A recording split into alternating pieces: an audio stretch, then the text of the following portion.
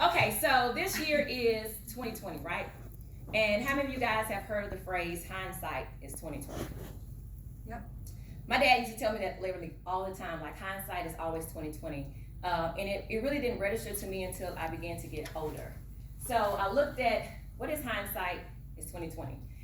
It basically says it's easy to know the right thing to do after something has happened, but it's hard to predict the future. And so a lot of times, when you say, oh man, I figured that was gonna happen, or something told me, things like that, that's pretty much when your hindsight 2020 is kicking in.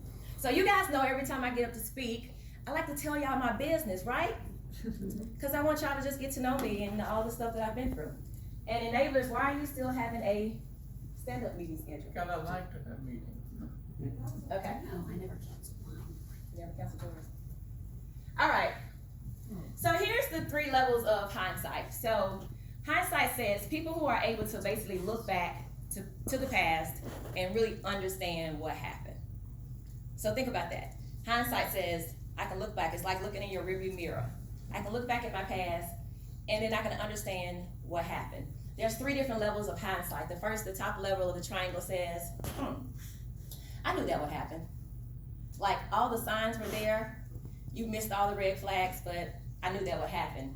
The second level is inevitability, which says it had to happen. And the third level is memory distortion, which says I said that would happen. So if you guys know, sometimes you get to that point where you almost feel like it's deja vu in reverse, like you almost can predict the future. So that's kind of like what hindsight is. So today I really want to kind of stick on the middle part, which says it had to happen. Because I think sometimes in life, we go through things and then we don't really realize, why did that have to happen to me? Like, why is, the Almighty upstairs allowing some things that I go through to happen? So let me tell you guys a little short story. So this hindsight says, it's basically 3 things. I should have known, I must have known, I knew. And so as I look back into my life in retrospective with everything that I've gone through the ups, the downs, the pitfalls, the valleys, the mountains, part of me in one brain says, man, I should have known. Or I must have known. And then finally I get to the point where I says, yeah, I knew. So here's a short story. 20 years ago, it had to happen. That's going to be our focus for today. So 20 years ago, I was graduating from college. I was literally starting my job here at FedEx in June of 20. Literally 2 weeks after I graduated from college, I was here at FedEx. And so during my senior year of college, I met a guy, and I fell madly in love because he was so cute, and he was an older guy, but then he had 3 kids. And so I'm 20, 21 years old, meeting a man who has already been married and has 3 kids. Now, looking in hindsight, my mind really should have said, no. Like, red flag on the play, 15-yard penalty, bring it back. But I didn't. And so I met him, he had 3 children, and then we had 2. So I was helping him raise basically 5 children together. In addition to that, after we went through our divorce, he had another child. Now, how am I on a picture with somebody else's child that he actually got the girl pregnant while he was married to me? Ironic, huh? And so I said, all this stuff has to happen. So looking in retrospect, I was like, wow. I remember one day her mother called me and she said, hey, are you busy this weekend? I have to work. Can you keep my daughter? Now, by this time, my ex-husband had married her. And she was calling me to keep her child. Yeah. And I was like, yeah. Because it doesn't matter. And so I ended up keeping the baby. So that's her. That's Jade. She's now 10 years old.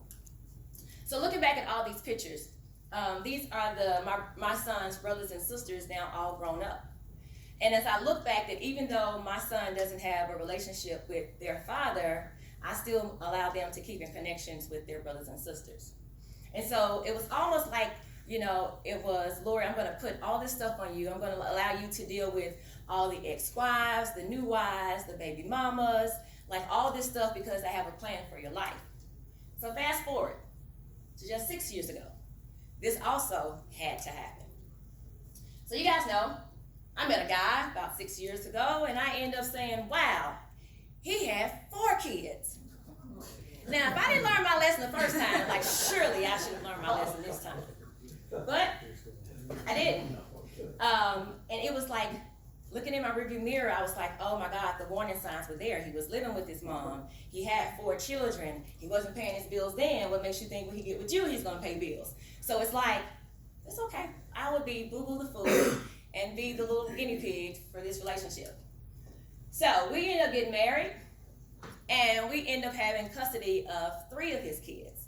So now I'm back once again with 5 children. And that relationship was so tough for me, especially when you're dealing with a mother who doesn't want to cooperate, because now you're raising her children. So I remember coming to FedEx I've been at work about 3 years ago, and I got a phone call, and it was the Department of Children's Services. And they said, we have a complaint filed against you for child abuse. And I literally was like, what? They was like, yeah, we have a complaint filed against you for child abuse for one of these children.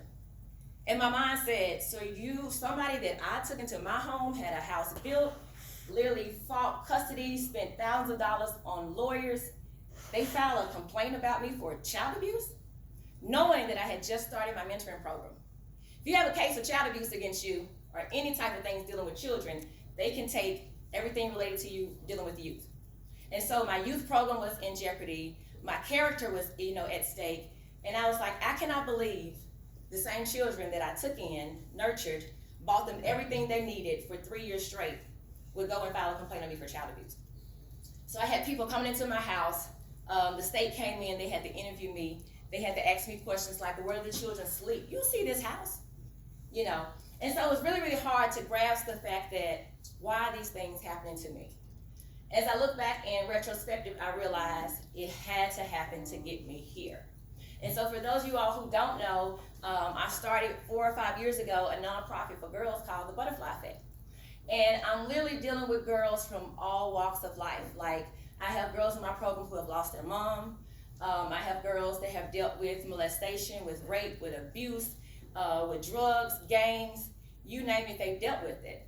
And looking back in hindsight, it was almost like, Laura, you had to go through the bad breakups, the bad divorces, dealing with the kids that came from those relationships, because one day you were going to be helping kids that was dealing with the same problems.